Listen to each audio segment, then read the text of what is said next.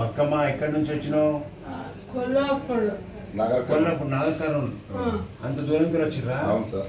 ఎట్లా తీసుకొచ్చినావు? ఏమైనా కార్లో తీసుకొచ్చాను సార్. అబ్బా, ఏమైంది బక్కమ్మ? జ్వరం వచ్చి పడిపోయినా. జ్వరం వచ్చి కింద పడ్డావు? అంతే. హాస్పిటల్ వేస్తే ఏమన్నారు డాక్టర్లు? ఏమన్నాడు, నాకు మాటలు లేకుండా మాటలు పోయి ఆ గుడి వీటికల మంద తిన్నాక ఇంత మాటలు వచ్చి మాటలు కూడా పోయినాయి అప్పుడు పడ్డప్పుడు? మాటలు గుడికలేవు.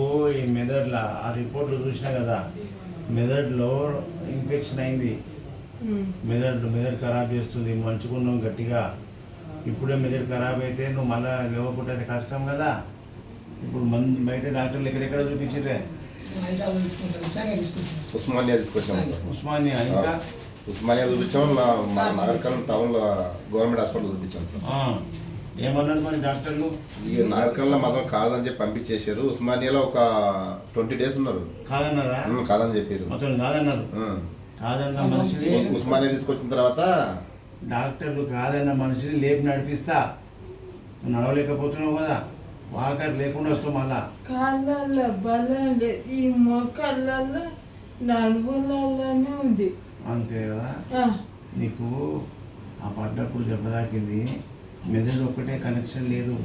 మెదడు ఖరాబ్ ఉన్నది కాబట్టి నీకు బరువు అయిపోతుంది వజన్.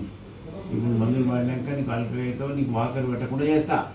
ఓకే ఓకేనా? Okay sir. Brain infection, meningitis అంటారు దీన్ని.